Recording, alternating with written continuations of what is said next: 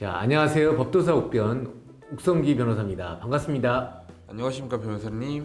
변호사님, 이번에는 세계적인 기업가 100인 중 누구를 알려주실 예정이신가요? 예, 대한민국 재벌 2세로 국내 재계 서열 2위로 끌어올린 SK그룹 최태원 회장을 소개해 드리려고 합니다. SK그룹은 대한민국을 중심으로 다양한 산업 분야에서 사업을 영위하는 대기업 집단입니다. SK그룹은 아시다시피 에너지, 화학, 통신, 건설, 금융 등 다양한 분야에서 사업을 진행하고 있던 중 적자로 고전하던 현대하이닉스 반도체를 인수하여 기존 주력 분야였던 에너지, 정보통신에 이어 배터리, 바이오, 반도체 등 미래 신성장 분야로 포트폴리오를 넓히며 질적 성장도 이뤄냈을 뿐만 아니라 그 기업의 사회적 책임을 강조하여 ESG 경영을 대기업에서 가장 적극적으로 도입하였습니다. 그리고 이를 소통하며 이끌었던 리더가 바로 최태원 회장입니다. 변호사님, 그렇다면 SK가 2011년 현대 하이닉스를 인수한 경위는 어떻게 되는지 답변 부탁드립니다. 승자의 저주가 될 수 있었던 하이닉스 반도체 인수와 관련 업계 1인 삼성 반도체와 작년 3분기 기준 시장 점유율 격차가 5% 떨어지게 되는 결정적 계기가 된 일본 도시바 반도체 인수 사건도 함께 이야기하려고 합니다. 반도체 디램 1위는 그 결과 1위가 삼성, 2위가 SK 하이닉스, 3위가 미국 마이크론이 되었습니다. 2010년 최태원은 그룹이 매년 10% 이상씩 발전하기 위해서는 SK텔레콤과 같은 회사를 키워내야 한다며 또 다른 미래 먹거리를 찾아다녔습니다. 그러던 중 그해 1월 스위스 다보스에서 개최된 세계경제포럼 다보스 포럼에서 지인을 만나 반도체 사업의 전망이 밝다는 얘기를 듣게 되었고, 그는 정보기술 IT 분야가 세상을 바꿀 것이고 반도체는 발전 가능성이 무궁무진한 사업이라고 확신하면서 곧바로 반도체 공부를 시작했고 1년 가까이 반도체를 파고든 최 회장은 2010년 말 하이닉스를 인수하겠다는 의중을 그룹 이사진에게 밝혔으나 이사회 내부에서는 대부분이 반대하고 나섰습니다. 그 이유는 첫째, 인수 금액이 턱없이 높았기 때문이었습니다. 당시 회사 내부에서는 우리와 비슷한 덩치의 회사를 먹고 배가 터지면 어쩌려고 저러나 하이닉스를 인수하고 그룹 전체가 망하는 것이 아니라는 걱정이 파다했습니다. 대부분의 경영진은 당시 돈으로 2조 원이 넘는 대규모 투자를 감당할 수 없을 것이라고 판단했습니다. 인수와 동시에 모기업에 악영향을 끼칠 것이라는 의견이 주를 이루었습니다.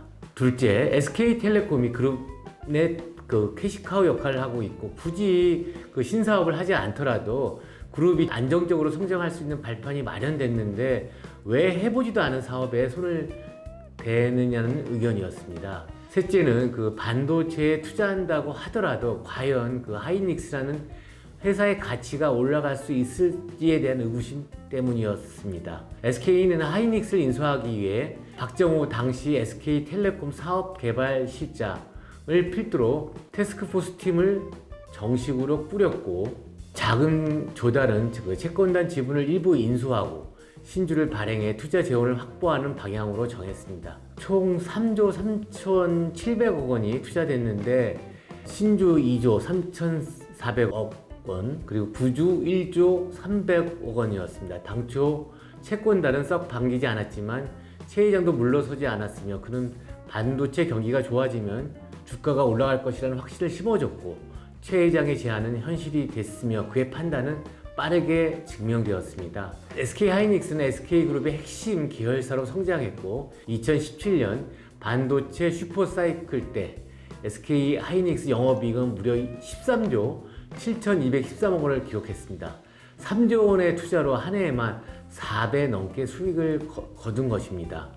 결국 최 회장의 결단으로 2011년 하이닉스를 인수해 그룹의 사업 영역을 정유와 통신에서 반도체로 확장되었고, 이를 통해 내수 기업의 한계를 벗었다는 평가를 받게 되었습니다.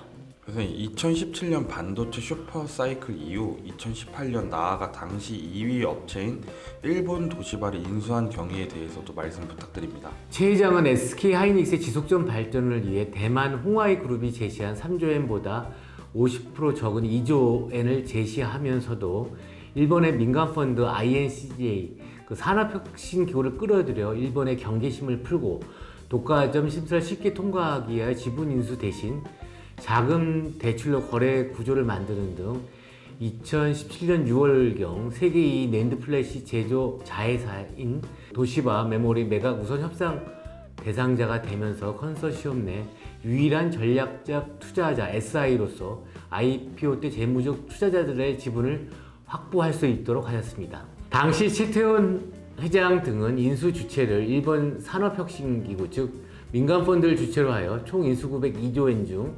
INCJ, 일본 정책투자은행, 베인컴퍼니 등이 3천억엔을 투자함으로써 일본 투자자들이 절반 이상의 지분을 보유할 수 있도록 하고 SK 하이닉스는 지분 투자가 아니라 대출 형식으로 인수자금 3천억엔을 대면서 각국의 독과점 심사를 통과하는 데 수월하도록 함과 동시에 대출금을 차후 주식으로 전환할 수 있는 옵션을 보유할 수 있도록 하였습니다. 이와 같은 M&A를 통해 SK 하이닉스는 어떤 이득을 거뒀나요?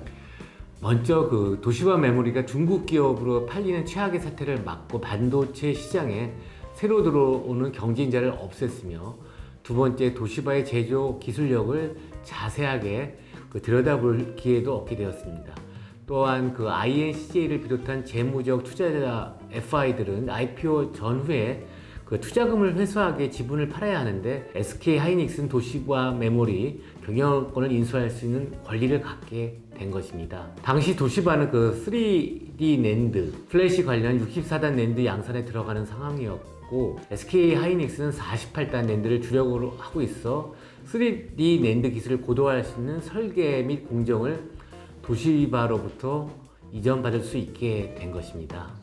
그럼 M&A를 통해 하이닉스의 시장 점유율은 어떻게 되었나요? 코로나 사태 이후 반도체 시장이 안 좋았는데 AI 열풍과 함께 D램 시장이 흑자 전환하면서 재작년 시장보다 27% 반등하였으며 고대 역폭 메모리 HBM이라고 하는데 그 성장세 등에 힘입어 작년 기준 D램 시장 점유율 1위인 삼성전자와 격차가 5%포인트 아래까지 좁히게 되었습니다. 결국 국내 내수기업에 불과했던 SK를 전 세계를 상대로 고부가가치를 창출하는 세계적 기업으로 탈바꿈시킨 최태원 회장은 시대정신을 읽고 기업의 발전 방향을 직감하여 이를 행동으로 옮긴 승부사입니다. 네, 변호사님 답변 감사합니다. 세계적인 100대 기업가 중 최태원 회장님을 소개를 해주셨는데 말씀 주신 것처럼 대단한 승부사인 것 같습니다.